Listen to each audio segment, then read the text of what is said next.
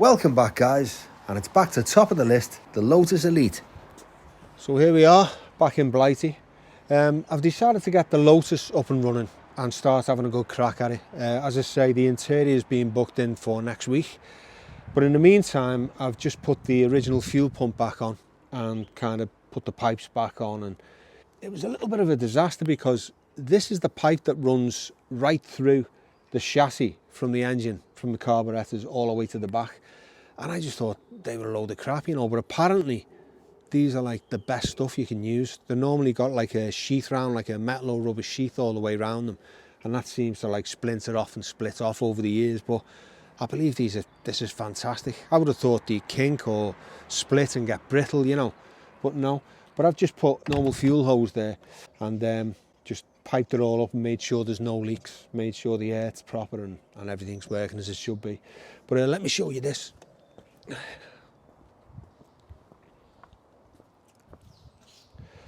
Now, I want to tune the carburetors and balance all them up because I've got my little tool back from Los Angeles. But these are the plugs I took out. The car starts and runs, as you know, but it doesn't run that sweet. And I've realised if you look at these spark plugs, the mixture is just far too rich. Now, I was having a look at the mixture screws here and they were turned out like 6.5 turns, which is right the way out. As you know, I normally start with like 1 1/4 turns or 1.5 turns, and then, you know, that's just a basic start up and then you can kind of tune it from there. So I'm sure that's what the problem was, but just to safeguard it anyway, I hate these Bosch plugs because they always shut up. I always tend to use NGK. These are BP60S, which are the ones that are, you know, replace the Bosch, and these just burn much cleaner, I think. So I think I'm going to get a much sweeter engine, and it's going to be easier for me to tune because I'll be switching it on and switching it off and making all kinds of like adjustments and that. So yeah, as always, let's get stuck in.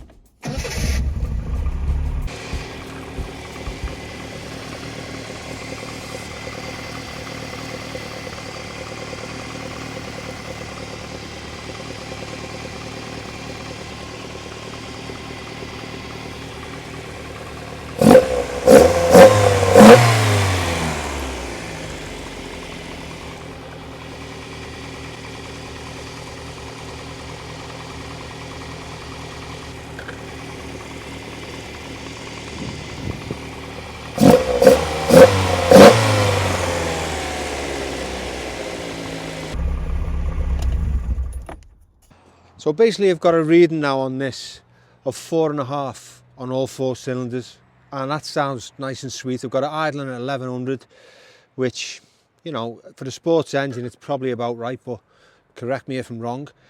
Yeah, I've always said this about the carburetors. You can kind of get them to a certain point, like a basic setting, and then you should really take it in and put it on a rolling road and get it tuned in properly so you're getting the best out of your engine and you're getting the best MPG as well. But I'm really happy with that. I had a little bit of a mishap before where I couldn't tune it in. It was spitting, it was misfiring. And then I realised when I changed the plug, schoolboy error, I got 2 and 3 mixed up on the ignition leads. And as soon as I rectified that, bang, sweet as a nut. And it just needed a little bit of fettling. And as I say, I'm happy with that. It's nice, it's running just the right mixture level. And yeah, I think it's time for a run out. So I'm going to fit a new air filter. And yeah, let's get out on the road. I really need to change this cam belt, even though it was brand new. It's been sitting up for like, you know, a few years since it was done. I think I don't know whether he did it 3 or 4 years ago, whatever, but I've had it nearly a year now, so I think it needs to be changed, even though it was new, because they do deteriorate when they're sitting up over time. So yeah, very pleased. Despite Colin Chapman's success in the development of the Elan and the Europa in the late 1960s and early 70s, by the late 1970s, amidst the oil and fuel crisis, Lotus were in financial freefall, unable to supply parts and chassis for their earlier cars. That's when Chris Foulds, whose reputation as one of the leading Lotus specialists, saw a window of opportunity and set up shop.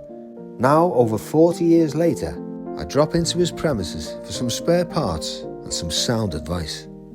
Yeah. These ear bits, air filter, genuine oil filter. Oh, that's a genuine one, yeah? Yeah, they've got a one-way valve in which the cheaper ones don't have. Oh, right. If you have a look in it, you can see it inside.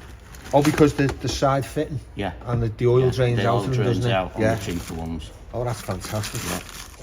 Yeah. Yeah. And the timing belt, which again is a genuine item. We've tried the cheaper ones. Yeah. We only use these. Oh yeah, brilliant, genuine Lotus. What's the make of these? It's not... Well, they come from, get them from Lotus. Yeah. Oh, from Lotus itself? Yeah. Oh, that's good. These have to be changed quite regularly, don't they? The service time originally was 3 years. Yeah. But you did get failures at 3 years, so we always change them at 2. What is it, 3 years or 40,000 miles or something? Mileage isn't too critical. They quoted at the time 20,000. Really? Yeah. It's nothing, is it?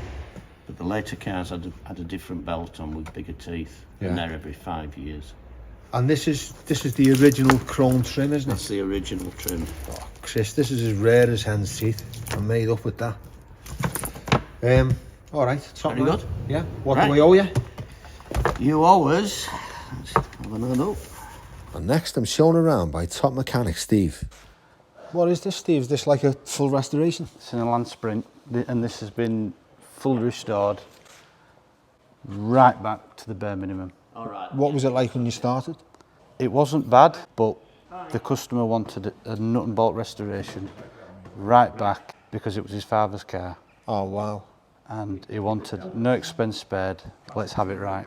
I don't think he'll drive it, to be honest. But That's the thing about cars, isn't it? You know, they're either evocative of our childhood or they're being passed down by a family. And they mean so much to us, or a family that they just want to keep it in the family and they want to keep it the way they remember it when they were kids. Yeah. And you've done everything. Do you farm the paint out or do you do it yourselves? You got somebody to do the paintwork for us. Yeah. The only thing, it's got the wider arch, it's got the wrong arches and things like that, but that's how he wanted it. Yeah. You know, the wrong wheels, but he wanted the car to his standard, but nice and clean. That engine is like brand new, isn't it? I spent a lot of time in there. Yeah, I can see. So what got you into it, Steve? How long have you been working here for one? I came from school doing works experience for Chris from school. And was this something you were always interested in, or I've always wanted a job? Always been into cars. Yeah. And I came for a fortnight, and that's when I caught the bug. Yeah, a fortnight. Yeah. I bet you'd been through a few apprentices as well, and they'd all kind of gone by the wayside. And you Yeah, came in and you thought, oh, he's a bit special. Well, I've haunted him. You're his ghost, as he calls it. Yeah. But no, absolutely love the job. Wouldn't do anything else. When I bought the Elite, I was told it was one of these. I was told it was an Elan. Oh. So I wouldn't say I was disappointed, but I was just surprised because I kind of envisaged one of these because I was told it was one of these. Yeah. And these are lovely little cars, aren't they? Fantastic, yeah. Colin Chapman had his best in it. Yeah, they're amazing. And how many's in it? 1, 2, 3, 4... 7, and there's a 7? spree outside. Yeah. And what's under here? I mean, we won't lift the sheets, but you can sort of see the shape of them. Got an Esprit, an Elite, and a Series 3 Elan in the corner. But yeah, that's what we do. We like to restore, bring them back to life. And you've got a huge parts section in there as well? Yeah. A lot of stuff you can't get anymore. Yeah. And you just pick them up as you go along, or, you know, someone's scrapping one, or... It depends, you know, people sell stuff off that are retiring. Yeah. You know, they're selling a lot of stock off and they want to offload it. It's heartbreaking. People die and people don't know what they've got in the garage and they just want to scrap it most of the time, don't they? Yeah. You know, remember when the scrappage scheme was going on, you know, you got $2,000 for an old car against a new car. A lot of good cars lost. Yeah. So. What's the story behind this one? Sort of in the John Player colours, isn't it? This one we've done various jobs to it. Main thing we did was a wiring loom replacement. In doing it, we've done the roof lining and various things along the way. Yeah. That's a strange colour, isn't it? Yeah. Metallic gold. Yeah. Glitter gold, isn't it? And you prefer to work on the newer ones or the older ones? Depends on the day. Every job's different. I don't see two jobs the same in here. I love working on the new stuff, but I also love restoration work with the older stuff. And what do you find with the wiring? Pretty Neanderthal in these? It's okay. I'm qualified as an auto electrician as well as a mechanic. See, that's my Achilles heel. I'll do everything else but the wiring. I'm like... Yeah. No, I like to do everything. You've got to be versatile. Yeah. So what's the story with this, Steve? So this car, I need to get it back on the road for a wedding. Yeah. And this car originally belonged to Chris's mum 50 years ago. Wow. Yeah. That's probably how we got into it, isn't it? Yeah. So we're recommissioning this. We've done various jobs to it. So tell me, Steve, was this a thing of the time, this like glitter type roof? Yeah. Because I saw the gold one over there and I thought, that's a bit, you know, a bit ostentatious, but it was definitely a done thing at the time. Wow. Yeah. Never knew that. I love the dashes on them as well. Walnut dash. Absolutely beautiful, that, isn't it? I haven't as well. Can't keep my mouth shut.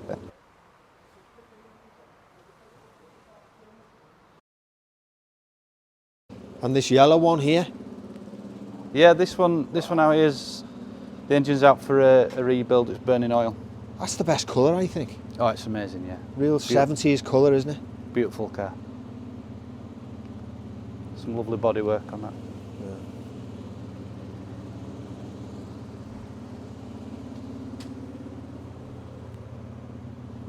Yeah. Steve, lovely Nice to meet talking to you. Yeah, you too. All the best. All the best.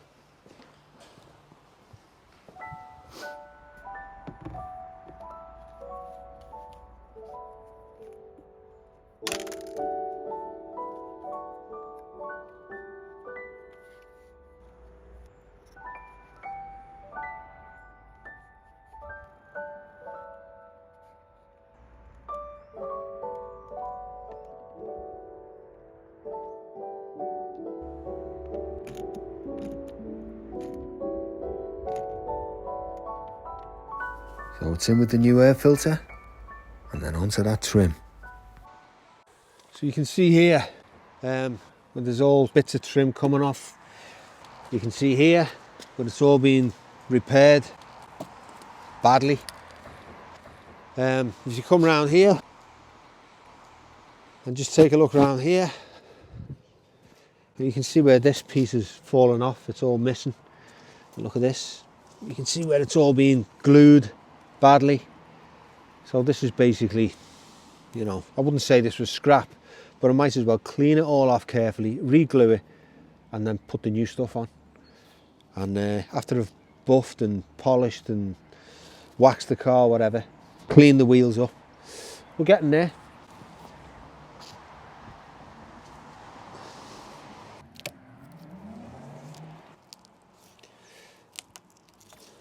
Sick of this rain as well. Look at this, absolutely soaking wet from rain to rain. See, it's just breaking as I'm taking it off, which is a shame.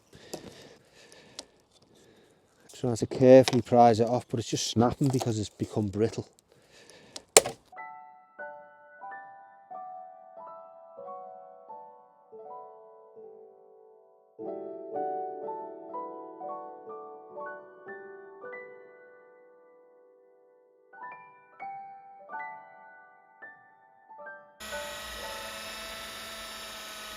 And, you know, considering this is original paint, it cleans up really nice. Which puts me in the quandary now. Do we repaint the car or do we keep it original? What do you guys think?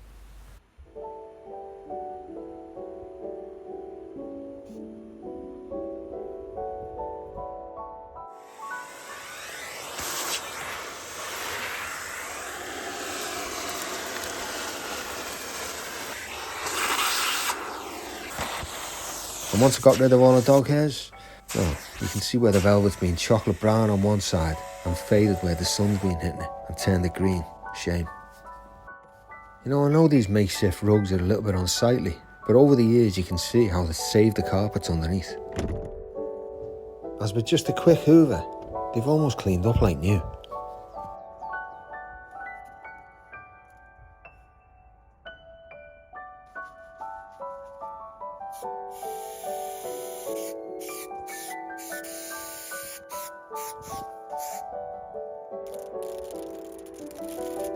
Now, although this is new and unused, you can see over the years where it's lost its stickiness, so we're going to have to use a decent contact glue.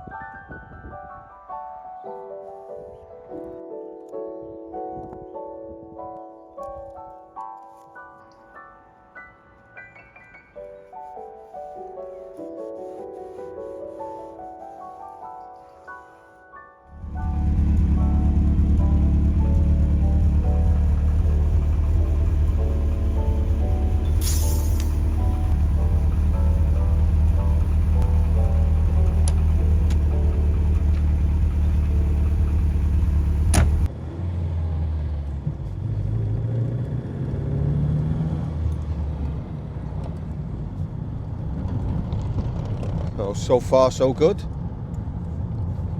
Car handles really nice, gear changes lovely, it idles nice and smooth, suspension feels a bit rickety, but it always does on these old sports cars. But I think, if anything, it's testament to Tom, the previous owner's due diligence and, you know, care, because he's definitely maintained and care for this car over the years. Yeah, just look at it. Pure 70s chic with the green velvet, which was once brown, as you can see here. I think, so yeah, I've just decided to give it a quick run out to Cars and Coffee, because I think the lads will be made up to see it, you know. They love originality and something a little bit unusual. And it just gives me a chance to get the feel of the car and, you know, see what's what and know what jobs I need to do on it, which is basically everything probably. Brakes feel fine.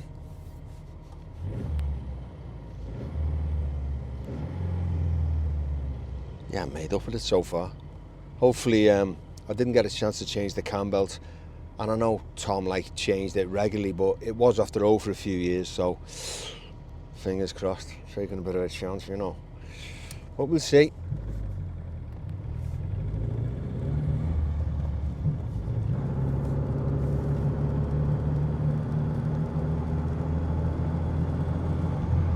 And it's even got overdrive. Wow. Overdrive in 5th gear, as we know it today.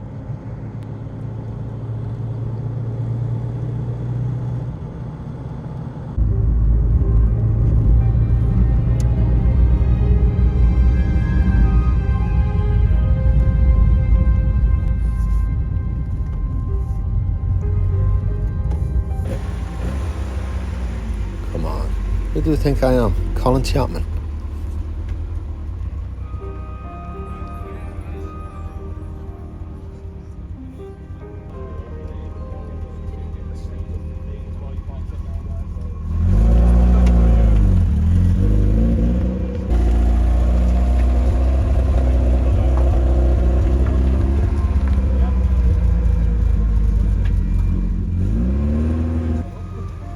Norman, Cars and Coffee's organiser and founder, decided to form Cars and Coffee in Liverpool on the dock at his Chung Ku restaurant some years ago, after a chance meeting with Jay Leno, who asked him did he have Cars and Coffee back in the UK. And over the years it's gone from strength to strength, and the thing I like about it is anybody can turn up with whatever car they've got, old or new. It's always friendly and well turned out, and there's a real eclectic mix of cars that you can chew the fat about over a pork bun and a coffee. So Dave, Alright, well, nice to meet you. you too, Tell me about your lovely BMW CSI. well, it's originally a CS. engine blew up, so we replaced it, put a 3.5 litre in out of a 7 series, throttle bodies off an M5, it's run Emerald ECU. It's got about 260 brake. That's unbelievable. What year is this? Like a 70? I think it's 72, late 72. I think they started these in 71, didn't they? And I think they finished in 75. Wasn't it BMW's way of introducing the injection? Because it was all carbs before then, wasn't it? Yeah, there was Zenith carbs originally, and then they went to injection. And they'd done the E3, which was the 4-door one, the SI. And they were all injection after that, really. And then the later ones become 2.5 litres because of the petrol crisis in the 70s. So they were reducing the size of the engine. Yeah. What's the interior like? The interior's nice, isn't it? It's been redone. I think cognac. Cognac. My favourite colour for the interior is this. Done a couple of mercs in it. It's nice, isn't it? Yeah, it goes nice with silver, I think, as well. It's tobacco, I think. Is it for Mercedes or? No, it's cognac. Oh, is it cognac? Yeah. There is a tobacco as well. Yeah. I think that might be an exterior colour, the tobacco brown. Right, okay. Did you say this wasn't originally a CSI? It was originally a 3 litre CS Auto, 3-speed. Yeah. Now it's got a 5-speed dogleg box in it and a 3.5 litre with the throttle bodies. And are these original wheels? No, they're CSL wheels, an inch wider. What was the difference between the CSL and the CSI? Slightly bored out a little bit more, so just over 3 litre, 303 or something. And it had aluminium bonnet, boots and door skins. But I think in general, the whole car was made out of a thinner gauge steel. Yeah. So you could press on the roof and it'd wobble just to make it lighter. And it had no rust proofing or nothing to save weight. These always remind me of, remember the NSU with the rotary engine? Oh yeah, yeah. And I always think that BMW stole that shape off them. Because it was a very similar shape, wasn't it? I know what you mean, yeah. And it was a shame about the NSUs because they never really took off. It was a bit like the Corvair that was over there before. They never really quite took off, but they were a fantastic design. I think people were just gone with. Yeah, I think people were scared of the engine, or not being able to work on the engine, or not having mechanics who'll just go, oh no, I don't want to touch it. You know well, I think with the Corvair, there was like an automotive. A writer for a magazine, whatever, he was a journal, he was meant to come out and do a piece on it, and he didn't even bother going out to see the Corvair, but then wrote this scathing article. Oh, unsafe at any speed. They were unsafe and they went on fire and all the rest of it. Yeah. And they never sold, no one bought them. No, they're nice though, look cool. I think my mate Billy worked on that, he did the roof and a bit of paint and other bits and bobs, yeah. So how long have you owned this, Dave? 10 years, something like that. And in your ownership, what's been the most expensive, the scariest thing you've had to do? Apart from the engine? I think the engine change, whatever you budget for on an engine change, times it by 3. Yeah. Because it's all the little bits that add up. And like, you do the work that doesn't yourself? fit and that doesn't fit and you need a new one of them. Yeah. And Well, if you're putting a different engine in, if you know, from a different car, then you do have them problems, don't you? Because none of the electrics line up. Yeah. And you use this as your daily driver, yeah? No, I've got an Alpina B3S E46. Well, that's special, isn't it? Yeah, well, it's a coupe as well. They only made 35, I think. Yeah? Yeah. Wow. Well, that's a nice motor as well. Like. So, you owned this before, yeah? The guy I bought it off, he got it sort of restored in '88. He put new door skins on it, new arches front and back, but all from BMW. And in 1989 it was finished. And it had been inside his print works, so like heated room, do you know what I mean, since '89. Yeah. So when I picked it up, I hadn't been outside since 1989. So there'd be no rot or anything on it? Yeah. Who did your interior? A guy down in London, I forgot his name, he normally does like Cobras and stuff. I love the wood, Dave. You know the way it's like, it's not polished or dark, you know, with lacquer. Yeah. It's just like a straight light wood, isn't it? Yeah, it's not really, that's all original, it hasn't been restored, it's pretty scrappy like. I've just picked up that wheel, because they're like hard to get. Shouldn't it be a wooden wheel on this? It depends. No, the wooden wheels were only really on the 2800s. I love the back end on these, that's just, what an arse. Yeah. Lovely arse that, isn't it? The C-pillar's beautiful, innit? Yeah. That angle there. With the badge. And obviously as well, no B-pillar, so when you wind the windows down, it's totally open at the sides. Yeah. Easiest car to park. Is it, yeah? Yeah, it's like you can just see everything, you know? Yeah. Glass, like a panoramic view all round, isn't it? Yeah. Yeah, I love pillarless coupes. All right, Dave, nice one. Thanks very Nice one, much. Garth. What's up, man? See you soon. So, this is your new wheels, John, yeah? It is, mate, yeah. Car number 61. So, Porsche making these new? No, not really, no. So it's a company in Wolverhampton called Auto Body. So this is a 3.4S 205, 2005 Porsche Boxster, rebodied. So you give them a donor car, Yeah. and they'll put this body on it. So you gave them a nice Porsche Boxster?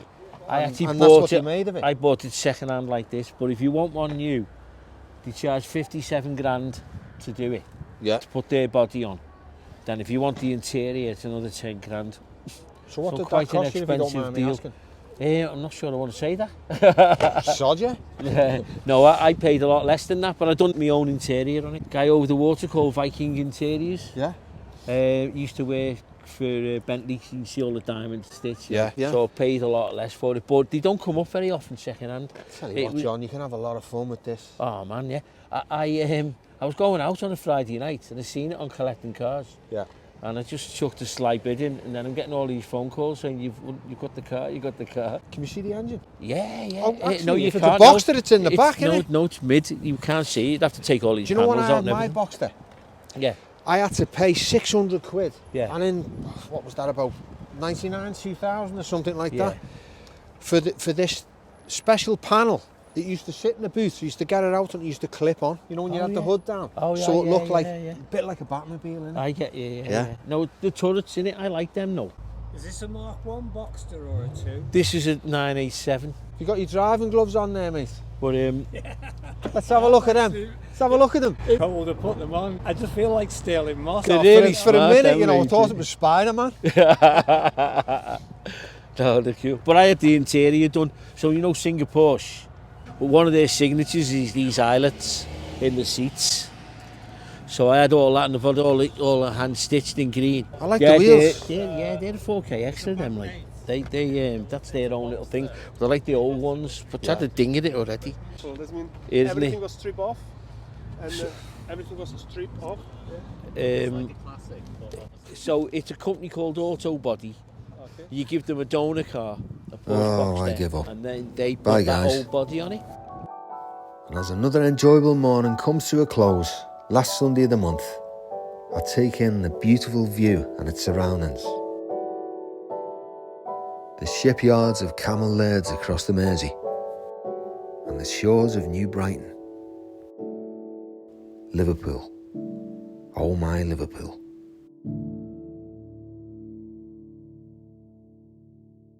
Thank you for watching this episode of Classic Obsession. If you enjoyed it, don't forget to like and subscribe. And see you all next time.